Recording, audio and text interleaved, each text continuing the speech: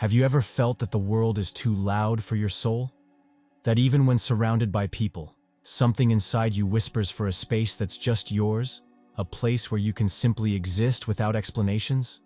If you've ever caught yourself dreaming of an escape, not to hide from life, but to finally find it in its purest form, then you know the ancient thirst that lives in the heart of every sensitive being. This isn't a conversation about painful loneliness. It's about something much deeper and more transformative. The sacred territory of solitude, where our true nature flourishes away from the world's gaze and expectations.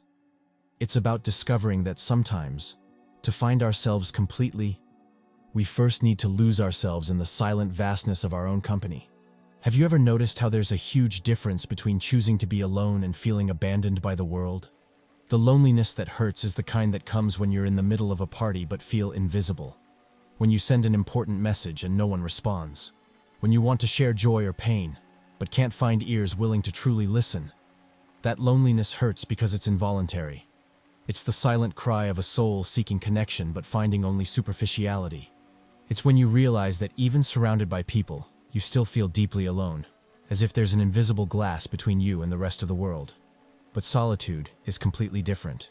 It's the chosen, desired state of being alone. It's when you cancel social commitments not out of sadness, but because your soul is asking for silence. It's when you prefer to stay home on a Friday night not for lack of options, but because something inside you knows you need this meeting with yourself. When you choose solitude, something magical happens. You're not running from life. You're diving deeper into it. It's like the difference between being pushed into the ocean and choosing to dive. In the first case, you fight against the waves. In the second, you move with them, discovering treasures that only exist in the depths. Solitude isn't a remedy for loneliness. It's a completely different state, where you discover that your own company can be the most honest, most understanding, most transformative of all. It's where you can finally breathe at your own pace, without adapting to anyone else's rhythm. There's a place inside you that can only be cultivated in silence. Think about your most important insights about yourself. I bet most of them didn't happen during lively conversations or social gatherings.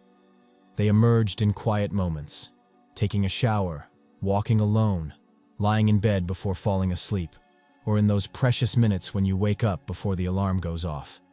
It's in these moments that your soul finally has space to speak. During the day, you're constantly reacting to people, situations, the world's demands. But in solitude, you can finally act from within, following your own internal impulses without needing external approval or validation. In solitude, you don't need to be strong for anyone. You don't need to pretend you're okay when you're not. You don't need to hide your tears, muffle your fears, or disguise your quirks. It's the only place in the universe where you have complete permission to feel everything you're feeling, without judgment, without rush, without explanations. This is where something the ancients called individuation happens. The mysterious process by which you become truly yourself, not an edited version to please others. As if your personality were a sculpture hidden in rough stone, and solitude were the chisel that removes everything non-essential. You might discover, for example, that you like music you never admitted to liking, that you have dreams you've never shared with anyone, that your real opinions are different from those you express publicly. Solitude offers the sacred space where these discoveries can happen without embarrassment or fear of judgment. Imagine your mind as a lake. During the day, with all the social interactions, responsibilities, and external stimuli, this lake is constantly churned by waves. The waves aren't bad, they're part of life. But it's impossible to see the bottom of the lake when the surface is turbulent. Solitude is the moment when the waves calm and you can finally see through the crystal clear water to the depths of who you really are. In this state, you're not reacting to others, not responding to social expectations, not modulating your behavior to fit situations. You simply exist. And in this pure existence, extraordinary things begin to emerge. Intuitions that were being muffled by noise begin to whisper. Feelings that needed silence to form finally take shape. Understandings that only arise when the mind is free to wander begin to reveal themselves. It's as if each person carried within themselves a silent oracle, a source of wisdom that only speaks when we're truly alone. The answers you seek from others, the advice you look for in books and videos, often already exist within you, waiting for the right moment to emerge. Have you ever had the experience of waking up knowing something you didn't know when you went to sleep? Or having a solution to a problem appear out of nowhere during a solitary walk? That's solitude working. It's your inner wisdom finally finding space to manifest. This is the magic of solitude. It doesn't add anything to your experience. It removes everything non-essential, revealing what was always there, waiting to be discovered. Throughout history, the people who most transformed the world were those who weren't afraid to be alone with themselves. Jesus spent 40 days alone in the desert. Buddha found enlightenment in long periods of solitary meditation. Gandhi took regular silent retreats. These weren't moments of escape or weakness. They were essential preparations for their missions. But you don't need to be a historical figure to understand this. Think about the people you most admire in your personal life. They're probably those who seem to have an inner peace, a clarity about who they are and what they want. I bet if you investigate, you'll discover they're people who regularly cultivate moments of solitude. They've learned something fundamental. To give something meaningful to the world, you first need to find that something within yourself. And this encounter only happens in the sacred silence of solitude. Every person who has gone through real transformation has gone through what we might call an inner rite of passage, a period where they stepped away from external influences to discover who they really were. It might have been after a loss, during a crisis, or simply when they felt they no longer recognized themselves in the life they were living. Solitude was the laboratory, where they transformed pain into wisdom, confusion into clarity, fear into courage. Not through formulas or techniques, but simply by staying with themselves long enough for their own answers to emerge. You might be going through such a moment right now. Maybe that's why this text reached you at this specific moment in your life. Have you ever stopped to think about how you behave differently with each group of people? With family, you might be more reserved or more explosive. With work friends, more professional and controlled. With casual acquaintances, more superficial and politically correct. With each person, you activate a different facet of yourself. There's nothing wrong with these adaptations. They're part of social life. But the problem arises when you start forgetting who you are, when you're not playing any role. When you spend so much time being what others expect you to be, that you lose touch with your original essence. It's like wearing different masks for each occasion. After a while, you might forget what your face looks like without any mask. Solitude is the moment when you can finally take off all the masks and rediscover your original face. How many times have you caught yourself saying yes when you wanted to say no? How many times have you pretended to like something to avoid seeming antisocial? How many times have you modulated your opinion to avoid conflicts? These small betrayals of yourself accumulate over time, creating a layer of falseness that can distance us from our true nature. Solitude returns our original authenticity to us.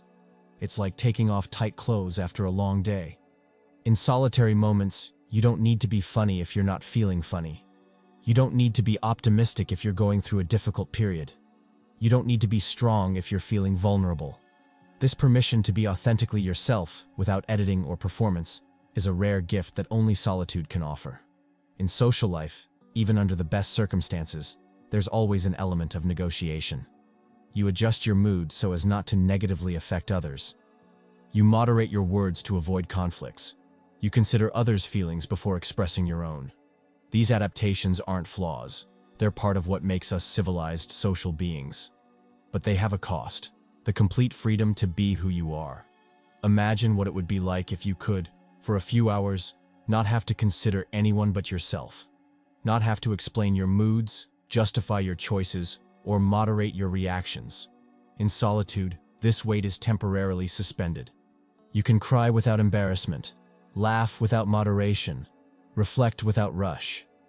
You can change moods without explanations, pursue a thought to its final consequences, or simply exist without producing anything for anyone.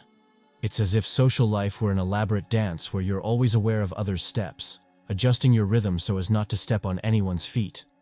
Solitude is the moment when you can stop dancing and simply breathe, or dance completely your own way, with no partners to consider. This freedom isn't selfishness, it's maintenance. Just as you need to sleep to restore your body, you need solitude to restore your individuality. When you return to the social world after significant periods of solitude, you have more to offer, not less. You return with your inner energy recharged, your perspectives clarified, your authenticity renewed. It's like recharging the battery of your true self. Every relationship in our lives, no matter how loving, carries its own invisible expectations. Your parents expect you to be responsible and make them proud. Your friends expect you to be available when they need to vent. Your partner expects affection, attention, and understanding. Your colleagues expect professionalism and collaboration. These aren't bad expectations. They're part of the social fabric that connects us to each other. But it's important to recognize that they exist and that they exert constant, subtle pressure on our psyche, like invisible strings pulling us in different directions, even when we're not conscious of them. Have you ever noticed how others' emotions become part of your own emotional state? When someone close is anxious, you feel an echo of that anxiety. When someone is sad, part of you becomes sad too. When there's tension in the air, you absorb that tension even without being directly involved in the conflict. This empathy is one of the most beautiful things about human nature, but it can also be emotionally exhausting. It's as if you were constantly tuned to a radio that picks up not just your own frequency, but also everyone else's around you.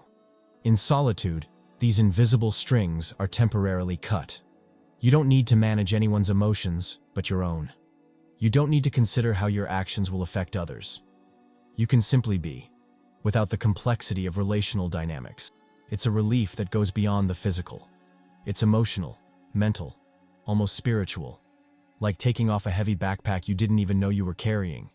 Have you ever had the experience of doing something you love, completely absorbed, and suddenly realizing hours had passed without you noticing? That's the flow state, and it happens much more easily when you're alone, free from interruptions and social demands. In true solitude, you walk at your own frequency.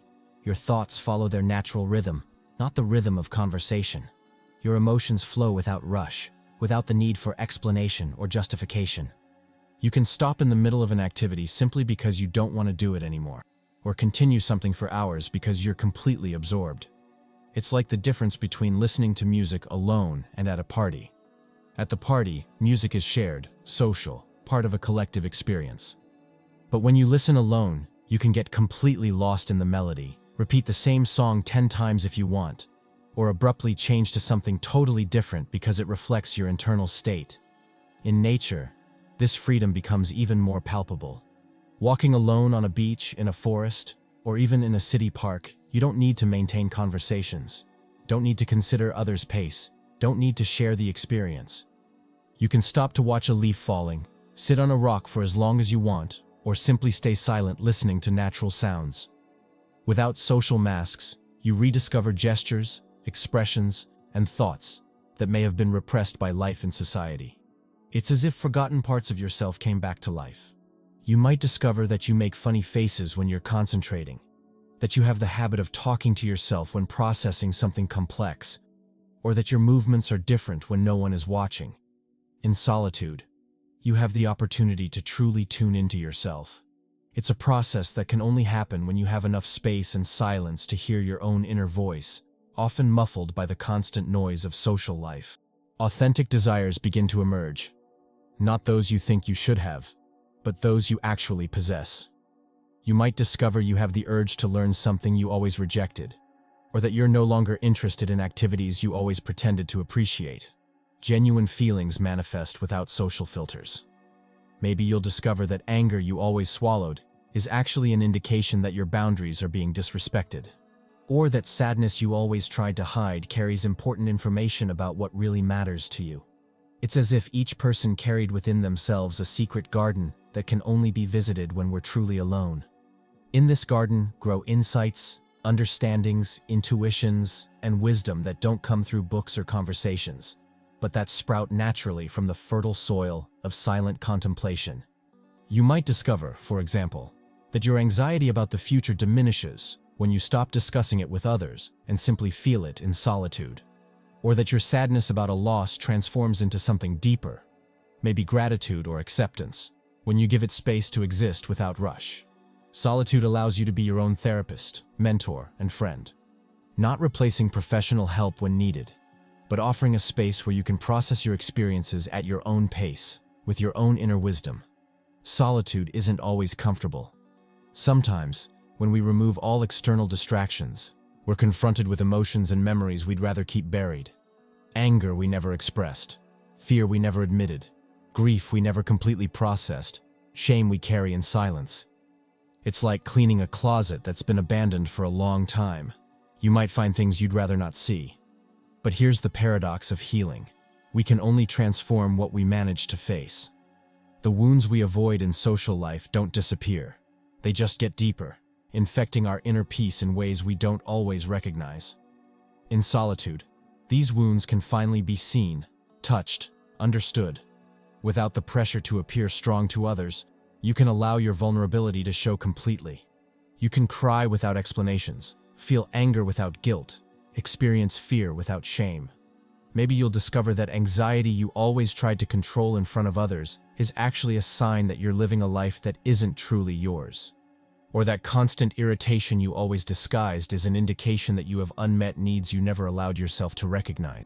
When you stay with your own suffering in solitude, without running from it, you discover reserves of strength and wisdom you didn't know you possessed. It's like discovering you're more resilient than you imagined, more capable of enduring emotional storms than your social mind made you believe. Solitude doesn't magically heal all wounds, but it offers the sacred space where healing can begin. One of the most powerful discoveries of solitude is that when we stop fighting against our difficult emotional states and simply experience them, they begin to transform naturally. The anxiety that seemed unbearable when you tried to explain it to others becomes more manageable when you simply let it exist in your own company. It's like the difference between trying to stop a storm by yelling at it and quietly taking shelter until it passes. Solitude teaches us that we're stronger than we think, more resilient than we imagine, more capable of enduring emotional difficulties than our social mind makes us believe. This isn't a philosophy of passive resignation, but of active acceptance. When you stop spending energy fighting inevitable feelings, that energy becomes available for real growth, for authentic changes, for transformations that come from inside out. Solitude teaches us patience with ourselves. In the accelerated rhythms of social life, there's always a rush to feel better, to get over difficulties, to move on. But some human experiences can't be rushed. They need time, silence, and space to unfold at their own pace. You might discover that your heart has its own wisdom about timing, that it knows when you're ready to let something go, when you need more time to process a loss, when you're prepared for a new phase of life.